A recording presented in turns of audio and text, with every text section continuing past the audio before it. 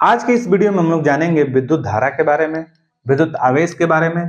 तो आइए समझते हैं विद्युत धारा क्या होता है। विद्युत धारा को जानने से पहले हमको जानना चाहिए कि विद्युत आवेश क्या होता है। ठीक है, विद्युत आवेश को अगर हम लोग समझ जाएंगे तो हमें विद्युत धारा को समझने में बहुत आसानी हो जाएगी। तो आइए समझते हैं सबसे पहले विद्युत आवेश क्या होता है।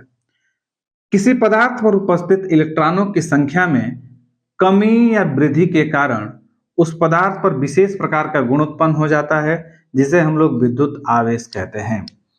देखिए, इसको हम लोग एक एग्जाम्पल से समझते हैं। जैसे मान के चलिए कि ये कोई वस्तु है, ये वस्तु अगर कहीं से इलेक्ट्रॉन को ले रही है या फिर ये इलेक्ट्रॉन को अगर त्याग रही है, कहीं से इलेक्ट्रॉन को लेगी या फिर इलेक्ट्रॉन को त्यागेगी, तो इस पर एक विशेष प्रकार का गुण उत्पन्न हो जाएगा और इस विशेष गुण को ही हम लोग क्या कहेंगे, तो इसे ही हम लोग कहेंगे आवेश, यानी कि विद्युत आवेश कहेंगे।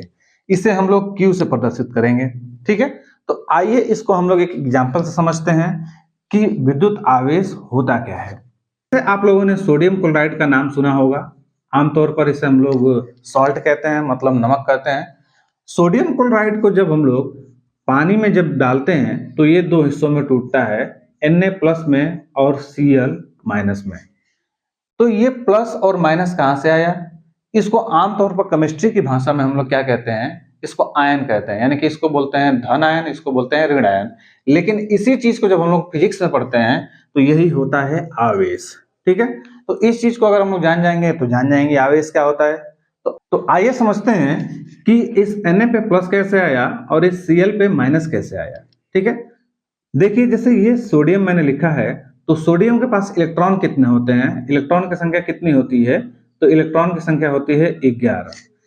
यानी कि सोडियम जो होता है, सोडियम का परमाणु क्रमांक जो है कि 11 होता है और जितना जिसका परमाणु क्रमांक होता है उसके पास उतने ही इलेक्ट्रॉन होते हैं और उतने ही प्रोटॉन भी होते हैं। तो देखिए इसके पास इलेक्ट्रॉन की संख्या कितनी हो गई, 11। कुछ देर के लिए अगर मान लेते हैं कि यहाँ पे माइनस चार्ज है, कुछ देर के मानने की क्या जरूरत है, इलेक्ट्रॉन पे माइनस चार्ज ही होता है। ठीक है, और प्रोटॉन जो होता है, प्रोटॉन पे प्लस चार्ज होता है। तो मान के चलिए यहाँ पे कि प्रोटॉन पे जो है कि प्लस चार्ज है। ठीक है, तो जितने इलेक्ट्रॉन हो गए उतने ही प्रोटॉन हो गए। अगर सोडियम का हम लोग इलेक्ट्रॉनिक विन्यास करें तो ये हो जाएगा 2, 8 और 1। सोडियम के पास इलेक्ट्रॉन होते हैं 11, तो इसका अगर इलेक्ट्रॉनिक विन्यास करेंगे तो ये हो जाएगा 2, 8 और 1।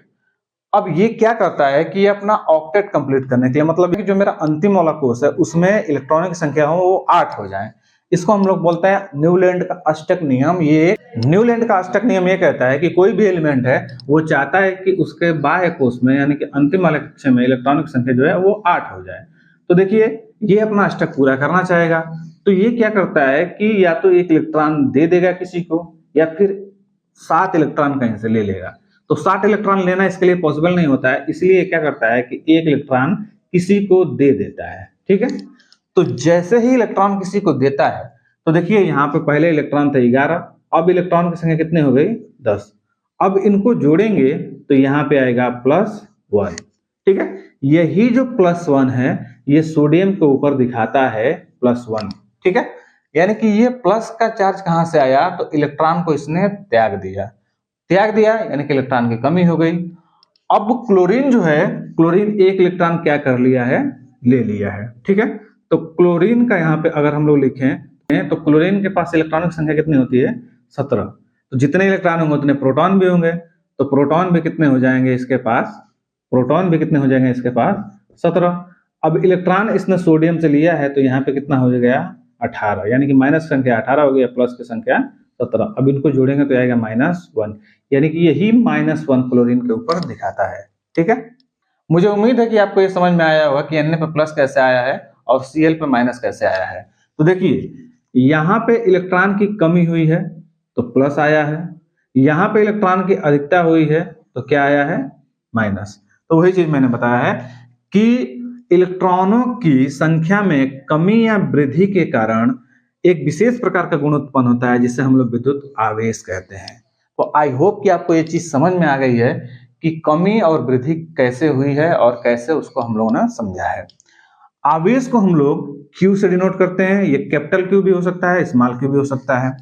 अब देखिए इसका एक और मैंने परिभाषा लिखा है, यहाँ पे बेसिकली हुआ क्या है कि इलेक्ट्रॉनों का आपस में लेन देन हुआ है, तो उसी को मैंने लिखा है, किसी पदार्थ द्वारा इलेक्ट्रॉनों के लेन देन से उस पर जो गुण उत्पन्न होता है उसे ही आवेश कहते हैं।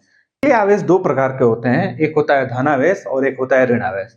जैसे कि यहाँ पे देख सकते हैं धनावेश है और यहाँ पे ऋणावेश। तो धनावेश कब आया? जब इलेक्ट्रॉन की कमी हुई, यानी कि इसने इलेक्ट्रॉन को त्यागा तो इलेक्ट्रॉन की कमी हुई, तो इस पर धनावेश। इसने इलेक्ट्रॉन को लिया यानी कि इस पर इलेक्ट्रॉन की अधिकता हुई, तो ये हो गया ऋणावेश। आइए इसको परिभाषा के माध्यम से समझते हैं। तो आइए आवेश के प्रकार के बारे में समझते हैं। जैसा कि अभी मैंने बताया कि आवेश दो प्रकार का होता है, धनावेश और ऋणावेश। तो धनावेश क्या होता है?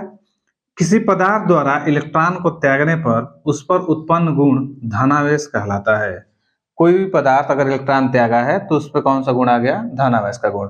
जैसे अभी मैंने बताया सोडियम जो था उसने एक इलेक्ट्रॉन को त्याग दिया था, तो इस पर कौन सा गुण आ गया था? धनावेश।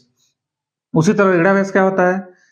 किसी पदार्थ द्वारा इलेक्ट्रॉन को ग्रहण करने पर जो गुण उत्पन्न होता है उसे ऋणावेश कहते हैं। जैसे क्लोरीन था, तो क्लोरीन ने क्या किया था कि सोडियम से एक इलेक्ट्रॉन ले लिया था, तो इसके पास 8 इलेक्ट्रॉन हो गए थे, तो ये कौन सा इस पे चार्ज आ गया था?